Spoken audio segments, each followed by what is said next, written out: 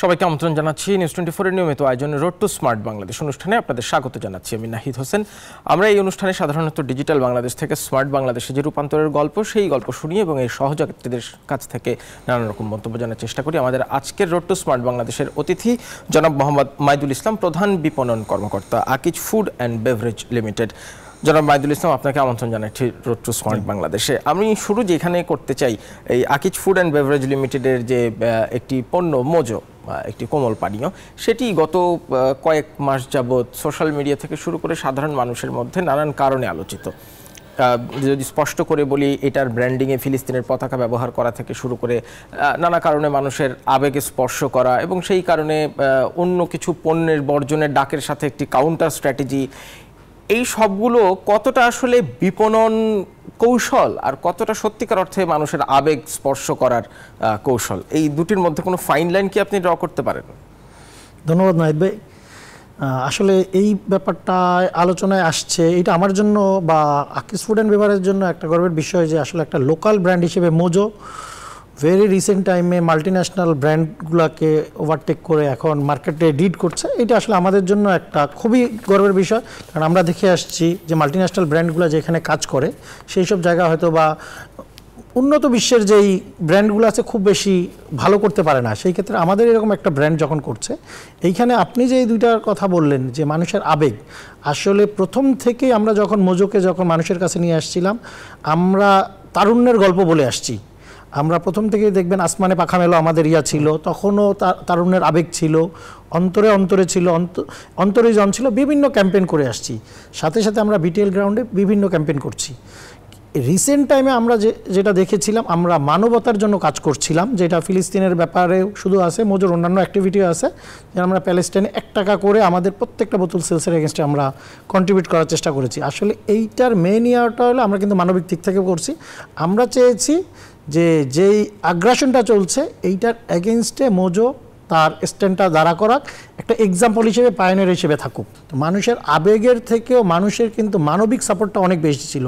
সেইটা আস্তে আস্তে আস্তে ডে বাই ডে এইটা মাউন্টেন হতে হতে আজকে কিন্তু এই ব্র্যান্ডগুলো, বিশেষ করে মোজো কিংবা দেশীয় যে ব্র্যান্ডগুলো আছে, মোজো পায়োনিয়ার হিসেবে ছিল, এখন অন্যান্য দেশীয় ব্র্যান্ডগুলোও কিন্তু এইটার একটা বেনিফিট পাচ্ছে।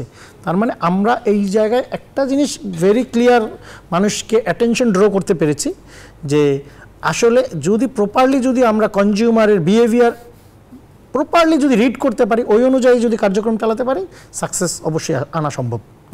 কিন্তু শেষবেলায় একটা পণ্যের তো সফলতা নির্ভর করে এর বিক্রির উপর।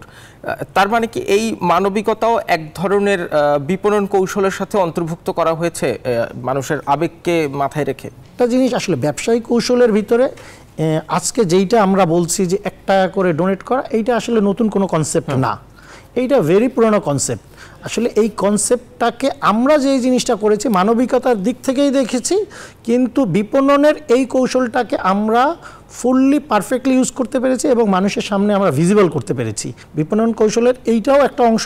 এই কৌশলটাকে মাথায় রেখে যদি বলি, সার্বিক বাংলাদেশের দৃষ্টিভঙ্গিতে আপনাদের এই কৌশলটা নিঃসন্দেহে একটা স্মার্ট কৌশল, বিপণনের বলেন, মার্কেটিংয়ের বলেন, এবং এখানে কোনো প্রযুক্তি দিয়ে করা না, সম্পূর্ণটাই ভাবনার বিষয়। তার মানে কি স্মার্ট ম্যানেজমেন্ট, স্মার্ট বিপণন সবসময় যে প্রযুক্তি নির্ভর হতে হবে এমন কি কোনো কথা আছে? মানে এই স্মার্ট ভাবনাগুলো কতটা ছড়ানো গেল আসলে সার্বিক পণ্যের বিক্রির বাজারে বাংলাদেশের ব্র্যান্ডগুলোকে আরও বেশি ছড়িয়ে দেওয়ার জন্য? চিন্তা আসলে যে কোনো মার্কেটিংয়ের প্রথম শর্ত হলো আপনার চিন্তাটা কতটুকু আপনি স্মার্টলি কনজিউমার কেন্দ্রিক করতে পারছেন। তো আমরা চিন্তাটাকে প্রপারলি এইটাকে সামনে এনে কনজিউমারকে যদি বুঝাই দেওয়া যায় যে না, যেমন এইখানে প্রযুক্তি কিন্তু কিছু যে লাগে নাই তা কিন্তু না। মানুষ QR কোড স্ক্যান করে অ্যাপে দেখতেছে আপডেট, এখন যেই আপডেটটা পাচ্ছে ঠিক তার কিছুক্ষণ পরে সে আবার ঢুকে দেখতেছে ফিগার কিন্তু চেঞ্জ হচ্ছে। তার মানে প্রতিনিয়তই কিন্তু দেখা যাচ্ছে যে আমি যেই কনজামশনটা করতেছি সেটা কিন্তু মানে ভিজিবল ওয়েতে দেখা যাচ্ছে। তো না, আমি জানতে চাচ্ছিলাম মানে সামগ্রিক বাংলাদেশের দৃষ্টিভঙ্গি থেকে, শুধু আপনার ব্র্যান্ড কিংবা আপনার প্রতিষ্ঠান না, এই বিপণন কৌশলে আমরা সামগ্রিকভাবে কতটা স্মার্ট হতে পারলাম? আপনি তো একটা দীর্ঘ সময়ের এইখান থেকে, হ্যাঁ ধন্যবাদ। এইখানে আমার জন্য একটা বিশাল লার্নিং ছিল, সেই সাথে আমি মনে করি সবার জন্য একটা লার্নিং। আমরা বিপণন কৌশলকে এতদিন যেভাবে দেখে আসছিলাম, টিভি মিডিয়া বিজ্ঞাপন, একটা অনেকটা ট্রেডিশন এবং ডিজিটালাইজেশনের মাধ্যমে আসছি, কিন্তু মানুষ কিন্তু এই ডিজিটালাইজেশনটাকে যে সামনে এনে যদি প্র্যাকটিক্যাল করে মানে মানুষকে প্রুফ করা যায় যে না আসলে তুমি যেই কারণে আমার পণ্যটা গ্রহণ করবা সেইটা আমি আসলেই তোমার জন্য অফার করছি, এবং তোমার যেই উদ্দেশ্যটা তুমি যেই কারণে খাচ্ছ সেটার জন্য আমি আসলেই কাজ করছি, তাহলে কিন্তু যে কোনো কোম্পানির কথাই বলি না কেন, যে কোনো কোম্পানি কিন্তু তাকে সাকসেস হওয়াটা খুবই ইজি হয়ে যায়। বাংলাদেশের অন্য যে শুধু ফুড অ্যান্ড বেভারেজ না, অন্য যে লোকাল প্রোডাক্টগুলো আছে, লোকাল ব্র্যান্ডগুলো আছে, যারা অনেক সময় শুনি যে বিদেশি ব্র্যান্ডের সাথে পাল্লা দিয়ে পেরে উঠছেন, আপনার কি মনে হয় যে বিপণন কৌশলে আরও অনেক বেশি স্মার্ট হওয়া, যে স্মার্ট বাংলাদেশের গল্প আমরা বলি, সেটি তো বাংলাদেশে একটা ব্র্যান্ড হিসেবে বিশ্ব দরবারে ছড়িয়ে যাওয়ার জন্য, কিন্তু তার জন্য তো লোকাল ব্র্যান্ডগুলোকে ছড়িয়ে যেতে হবে। সেই জায়গায় কি আরও অনেক কাজ করবার জায়গা আছে, এবং সেইখানে প্রাতিষ্ঠানিকভাবে আপনারা যারা শীর্ষ নেতৃত্বে আছেন এই ধরনের শিল্পগুলোতে, তারা কি একটা হয়ে কোনো উদ্যোগ নেওয়ার চেষ্টা করছেন যাতে আরো স্মার্টলি এই কাজগুলো করা যায়? এইটা অবশ্যই সুযোগ আছে। একটা জিনিস হলো আমরা যদি আমাদের টেকনোলজিক্যাল অ্যাডভান্সমেন্টগুলা, আমাদের ট্রেনিং লার্নিং, আমাদের র মেটেরিয়াল সোর্সিং, আদার্স ইস্যুগুলা যদি আমরা কনজিউমারের কাছে মানে শোকেস করাইতে পারি, এবং যদি দেখাতে পারি যে বাহিরের যে ব্র্যান্ডগুলো আছে, প্রোডাক্টগুলো আছে, তাদের সাথে আমাদের বেসিক খুব বেশি ডিফারেন্স নাই, কিংবা একই জিনিস আমরা ইউজ করছি, তখন কিন্তু কনফিডেন্স বাড়ানো শুরু হয়। আমরা এই জায়গাটায় যেই জিনিসটা প্র্যাকটিস করতে পারি, এরপরে ট্রায়াল জেনারেশনের একটা ফ্যাক্টর থাকে। আমরা যদি তাদেরকে পারফেক্টলি এইসব শোকেসিং করায় একটা কনফিডেন্স লেভেল বাড়িয়ে যখন ট্রায়াল জেনারেট করাতে পারি, ট্রায়ালের পরে দেখা যায় যে প্রায় 20-30-40% কনজিউমার কিন্তু রিপিট করা শুরু করে। এতে করে লোকাল ব্র্যান্ডগুলো আস্তে আস্তে কিন্তু ইন্টারন্যাশনাল ব্র্যান্ডে অটোমেটিক্যালি কনভার্ট হয়ে যাওয়ার সুযোগ আছে। স্ট্র্যাটেজিগুলো যেগুলোর কথা বললেন, এইগুলো দিনকে দিন আরও শার্পেন করা, আরও অনেক স্ট্রেংথেন করা, সেই জন্য কি সঠিক জনবল তৈরি হচ্ছে বাংলাদেশে? এই প্রশ্নটা একটু রাখলাম, একটা বিরতি নিয়ে এসে আপনার কাছ থেকে উত্তরটা নেব। প্রিয় দর্শক, রোড টু স্মার্ট বাংলাদেশে একটা বিরতি নিচ্ছি, ফিরছি খানিকক্ষণ পরে, সঙ্গেই থাকবেন। বিরতির পর আবার আমন্ত্রণ রোড টু স্মার্ট বাংলাদেশে। আজ কথা বলছি জনাব মোহাম্মদ মাইদুল ইসলামের সাথে, প্রধান বিপণন কর্মকর্তা, Akij food and beverage limited. আপনার কাছে বিরতির আগে প্রশ্ন করেছিলাম যে সঠিক জনবল তৈরি হচ্ছে কিনা, কিংবা কতটা কৌশলী জনবল আমরা তৈরি করতে পারছি প্রাতিষ্ঠানিক শিক্ষায় কিংবা এই শিল্পে যারা কাজ করছেন তাদের মধ্য দিয়ে। সত্য কথা বলতে এই জায়গাটাই আমাদের একটা বড় ঘাটতি। আমরা সেভাবে কোনো রকম মানে আমাদের যে প্রাতিষ্ঠানিক শিক্ষার পরে প্র্যাকটিক্যালি এসে যেই ধরনের এক্সপিরিয়েন্স এবং যেই ধরনের দক্ষতা, সেই জায়গাটা আমাদের বড়ই অভাব। আমাদের এই জায়গাগুলোতে হয়তো বা ট্রেনিং সেন্টার বলি বা আলাদাভাবে প্রশিক্ষণের আমরা যদি ব্যবস্থা করতে পারি, আসলে আমরা অনেক টেকনোলজিক্যাল মেশিনারিজ নিয়ে আসছি। আসলে পুঁথিগত বিদ্যা এই টেকনোলজিক্যাল মেশিনারিজের চালানোর জন্য যেই পরিমাণ মানে দক্ষ man behind the machine, exactly সেটা কিন্তু আমরা তৈরি করতে পারছি না। এই এক্সপার্টাইজ দেখা যাচ্ছে আমরা যখনই প্রয়োজন হচ্ছে বাইরে থেকে কিন্তু ইঞ্জিনিয়ার ডেকে নিয়ে আসছি। তো এই জায়গাটা কিন্তু আমাদের নির্ভরতা কমাতে হবে। আমাদের বুয়েট কিন্তু খুবই ভালো একটা মানে প্রতিষ্ঠান, যেখান থেকে খুব ব্রিলিয়ান্ট ছেলেমেয়ে বের হচ্ছে, কিন্তু বের হয়ে তারা প্রপার এইখান থেকে সুযোগ সুবিধা না পেয়ে তারা কিন্তু বাইরে চলে যাচ্ছে।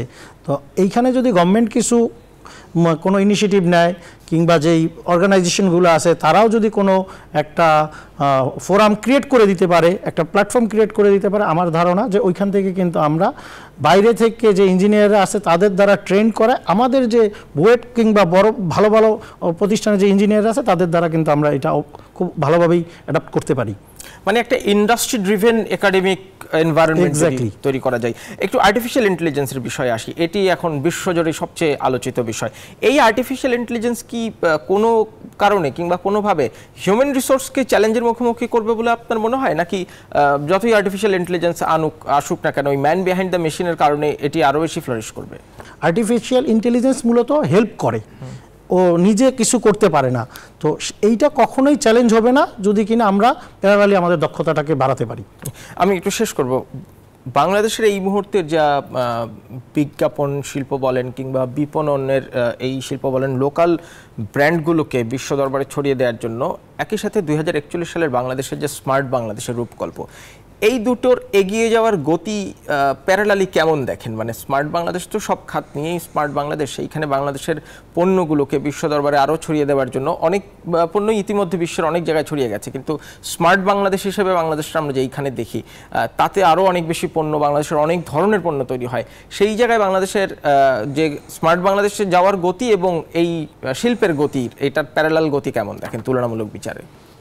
আমি এইটার ভবিষ্যৎ খুবই উজ্জ্বল দেখি, এই কারণে কারণ আসলে দেখা যাচ্ছে যে আমাদের প্রায় 60% এজের পিপল যারা একেবারে ইয়াং, যারা কিন্তু ইকোনমিতে কন্ট্রিবিউট করার জন্য অ্যাবসলিউট রেডি।